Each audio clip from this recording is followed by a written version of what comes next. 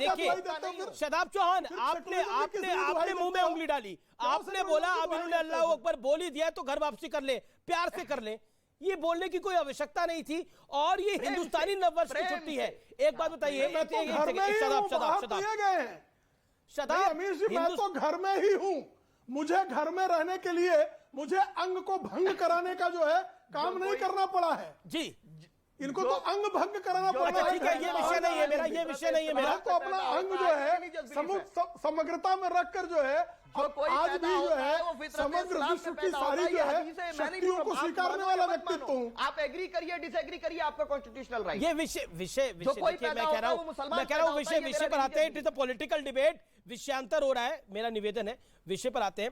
प्रमोद तिवारी ने क्या बोला, शफीकुर रहमान बर्क ने क्या बोला, फिर सुब्रत पाठक ने क्या बोला, ये तीनों चीजें हमारे सामने है। रिजवान अहमद, क्या सेकुलरिज्म खतरे में आ जाता है जैसे ही विक्रमी संवत 2080 के पहले दिन छुट्टी होती है? और ये सांसदों की रिक्वेस्ट भी हुई। It is not a political decision.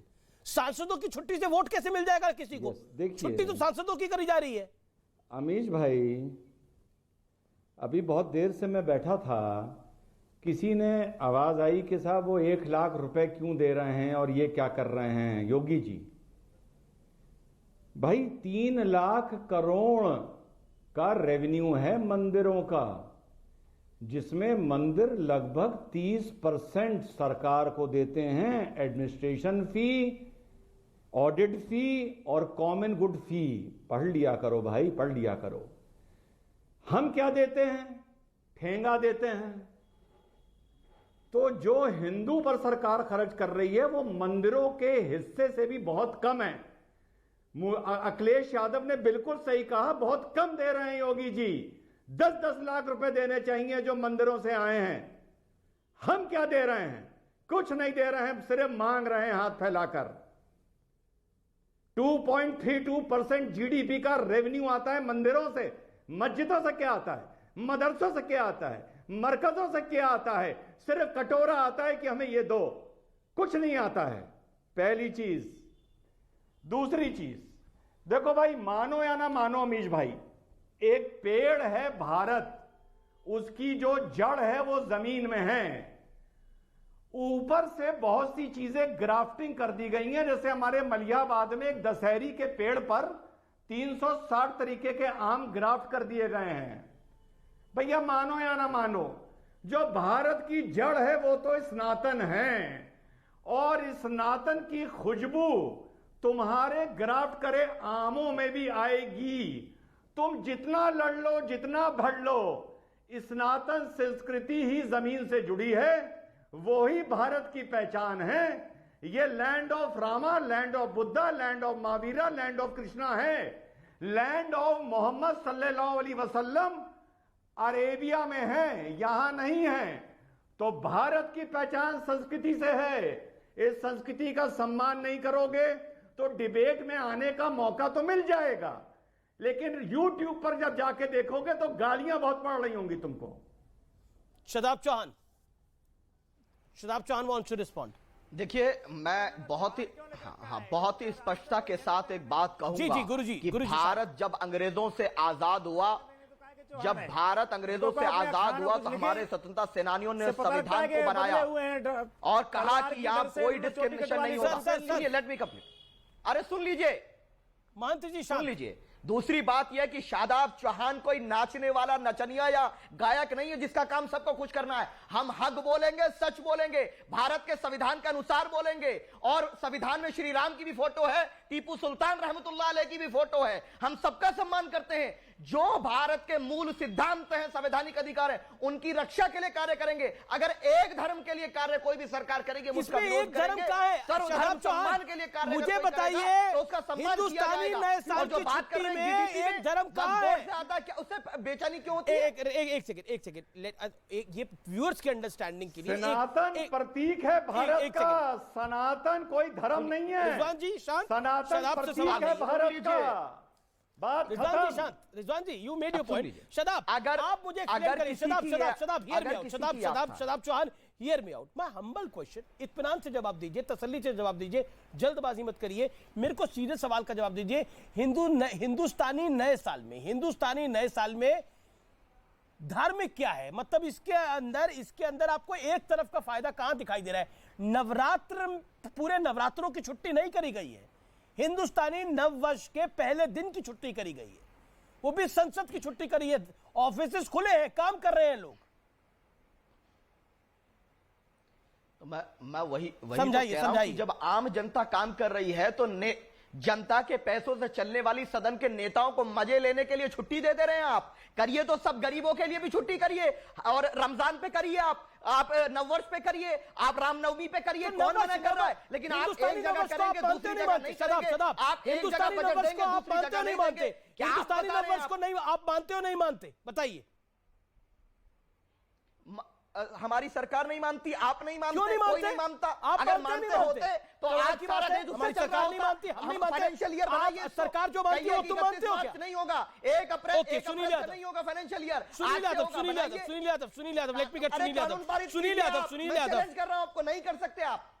Sunil Yadav, आपके दो नेता दूसरे धर्म के मानने वालों के लिए भी छुट्टी होनी चाहिए, कल से रमजान भी है, उसकी भी छुट्टी होनी चाहिए, मुसलमान भी देश का नागरिक है। इसमें हिंदू मुसलमान कैसे आया? हिंदुस्तानी नववर्ष है, इसमें हिंदू भी मानता है, मुसलमान भी मानता है। गुड़ी पड़वा है, महाराष्ट्र में मनता है, हिंदू भी मनाता है, मुसलमान भी मनाता है। तो ये आपके सांसद हिंदू मुसलमान क्यों कर रहे हैं इसको? क्यों नहीं डांटते आप लोग? और फिर कहते हो कि हम तो हिंदू मुसलमान करते ही नहीं है। नहीं, बिल्कुल नहीं करते। समाजवादी पार्टी हिंदू मुसलमान नहीं करती है। एसटी और हसन अगर कौन है? समाजवादी पार्टी एसटी हिंदू हसन, मुसलमान एसटी कर रही हसन और होती, शफीकुर रहमान बर्क कौन सी तो पार्टी के सांसद है? अब सुन मैं लीजिए, गलत बोल रहा हूं? प्रॉब्लम यह है कि एक बार आप पूरा सवाल कर लीजिए, हमारा जवाब ले लीजिए, क्योंकि मैं बीच में नहीं बोलता हूं, ना आपके ना दूसरे के। देखिए, अभी रिजवान भाई ने एक बात अच्छी कही कि माननीय अखिलेश यादव जी ने इस बात पे आपत्ति की कि भाई 1 लाख रुपए क्यों? 10 करोड़ रुपए दीजिए, सारे मंदिरों में ठीक से भजन हो, आरती हो, सबको प्रसाद मिले। तो हम कहीं, देखिए, आप सवाल कर रहे थे कि क्या हिंदू नववर्ष कोई मानता है कि नहीं? अरे माने या ना माने, हिंदू नववर्ष है, हम आप सब मानते हैं, पूरा देश मानता है, इस पर कोई बहस नहीं है। मैं पूछ रहा हूं, ठीक है, आपने बोला, मैं आपकी बात को ऊपर रख रहा हूं। सरकार, क्या शफीकुर रहमान बर्क और साथ ही साथ एसटी हसन ने गलत बयान दिए? आप खंडन करते हैं उनके बयानों का? हम सिर्फ ये कह रहे हैं कि जहां पर जाति धर्म के बयान होंगे उससे हम सहमत नहीं होंगे। हम समाजवादी हैं और समाजवादी हैं, ये भी समाजवादी हैं, ये भी समाजवादी पार्टी के ही सांसद हैं जो बयान दे रहे हैं। मैं पूछ रहा हूं, मैं बड़ा सरल सवाल पूछ रहा हूं, इनकी बात से आप सहमत हैं, असहमत हैं? या तो आप सहमत होंगे, असहमत होंगे? नहीं, देखिए, जहां पर हिंदू मुसलमान की बात आएगी, बराबरी की बात नहीं आएगी, भेदभाव की बात आएगी, वहां बिल्कुल सहमत नहीं है। तो इनसे सहमत है कि नहीं है? नहीं है। अरे तो एसटी हसन और शफीकुर रहमान बर्क से आप संविधान पे सहमत है?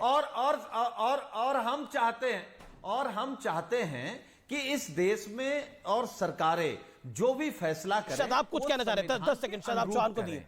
शदाब चौहान, और जो देखिए, मुझे लग रहा है कि आप कंफ्यूजन में हैं, आप उनको मानना भी नहीं चाहते, आप इनकार भी नहीं करना चाहते, आप इकरार भी नहीं करना चाहते। ओके, शदाब, ये इनका ऐसा अधूरा इश्क है मुसलमानों से कि उनका वोट तो चाहते हैं, लेकिन ना उनके नेताओं को ये अपनी राष्ट्रीय कार्यकारिणी में बुलाते हैं, ना बर्क साहब, ना एसटी हसन साहब, और स्वार में अब मुसलमान इससे डाइवर्ट हो रहा है, इसीलिए क्योंकि सॉफ्ट हिंदुत्व पे जा रहे हैं। जो बीजेपी कर रही है वही ये कर रहे हैं। सुनील साजन साहब, आप मुसलमानों के दम पर हैं, मुख्यमंत्री बने हैं। अगर मुसलमान वोट नहीं देता ना तो नेताजी मुलायम मुख्यमंत्री बनते, ना अखिलेश भैया बनते, और ना आप सदन में जा पाते। जिन मुसलमानों ने अगर एक बात कह दी कि डिस्क्रिमिनेशन नहीं होना चाहिए, तो एसटी हसन के बयान से भाग जाओ, बर्क साहब के बयान से भाग जाओ, आजम खान को बली का बकरा बना दो और मुसलमान तमाशा देखता रहेगा। अरे एक परिवार के यादव 10-10 बैठ गए राष्ट्रीय कार्यकारिणी में, मुसलमानों के लिए कोई जगह नहीं है। साजन साहब, ये प्यार अब समाप्त हो गया, वन साइडेड लव नहीं। मैं आई लव यू बोलूं, आप बोलो I hate you, I ignore you, ये नहीं चलेगा।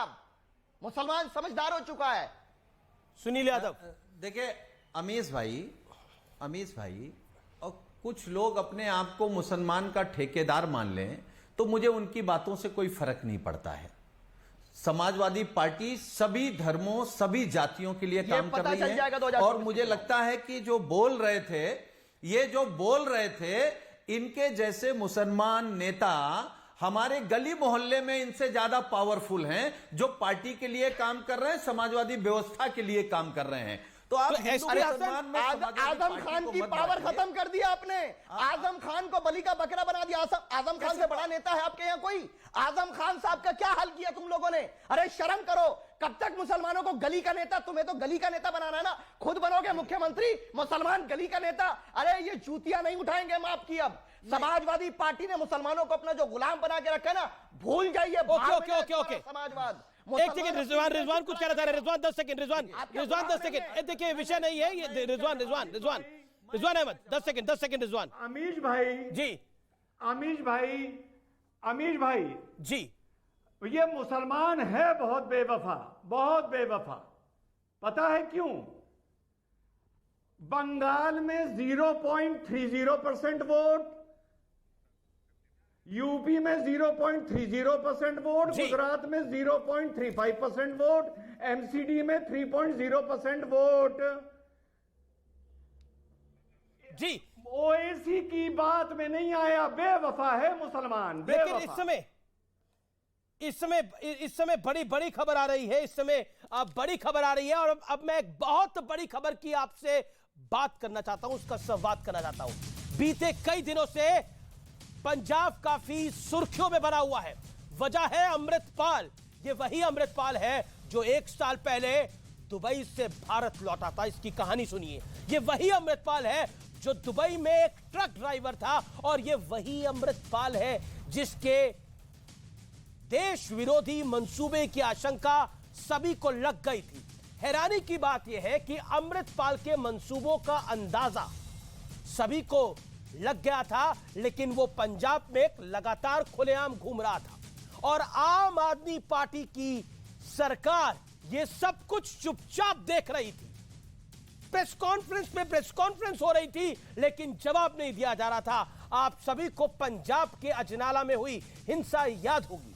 23 फरवरी को अमृतपाल ने भारी संख्या में समर्थकों के साथ अजनाला थाने पे हमला बोल दिया। इस हमले में कई पुलिसकर्मी हमारे भाई घायल हो गए और अमृतपाल ने पुलिस की कैद से अपने एक साथी को अगले दिन आजाद करा लिया, दबाव बनवाकर। यह सब कुछ हो रहा था। अमृतपाल टीवी चैनल्स पर इंटरव्यू दे रहा था, थाने पर हमले को जायज ठहरा रहा था, अपने भविष्य के देश विरोधी मकसद भी को साफ साफ बता रहा था। लेकिन भगवंत मान और अरविंद केजरीवाल सब कुछ चुपचाप देखते रहे। अरविंद केजरीवाल बोलते बहुत रहे लेकिन कुछ नहीं किया। हालांकि अब जिस तरह से वो भागता फिर रहा है उससे ये साफ है वो रील्स वाले इस युग का एक मामूली सा बदमाश था, गुंडा था। रील्स वाले इस युग का मामूली गुंडा था, बदमाश था, मार्क माय वर्ड्स, जिसके पीछे कुछ लोगों की मौजूदगी और सरकार की खामोशी ने उसे बहुत बड़ा बना दिया। 2 मार्च को केंद्रीय गृह मंत्री अमित शाह और भगवंत मान की दिल्ली में मुलाकात हुई, जिसके बाद पंजाब सरकार कुछ एक्शन मोड में आई, लेकिन शायद काफी देर हो चुकी थी क्योंकि अमृतपाल सिंह पुलिस की नाक के नीचे से फरार हो गया। खुफिया एजेंसियों की माने तो अमृतपाल के आईएसआई से कनेक्शन के कुछ तथ्य भी मिले हैं। यह भी पता चला है कि अमृतपाल को विदेशी फंडिंग हो रही है। शायद अगर पंजाब की आम आदमी पार्टी सरकार वक्त रहते जाग जाती तो सूत्र के मुताबिक अमृतपाल ये सब कुछ नहीं कर पाता। अमृतपाल ड्रग्स डी एडिक्शन केंद्रों का इस्तेमाल करके सुसाइड बॉम्बर्स तक तैयार कर रहा था और यह सब कुछ आईएसआई यानी पाकिस्तान के इशारे पे कर रहा था। सूत्रों के मुताबिक पाकिस्तान से तस्करी के जरिए आए हथियारों को भी इन्हीं केंद्रों में रखा जाता था। अमृतपाल एकेएफ यानी आनंदपुर खालसा फोर्स तैयार करने की प्लानिंग कर रहा था, उसकी जैकेट्स भी मिली है। ये सब कुछ हो रहा था, लेकिन आम आदमी पार्टी की सरकार को 1 साल तक कुछ पता नहीं था। इसलिए कहा जाता है कि आपके शब्द नहीं आपका काम बोलना चाहिए, जबकि सियासत में होता है इसका ठीक उल्टा, बातें ज्यादा एक्शन कम।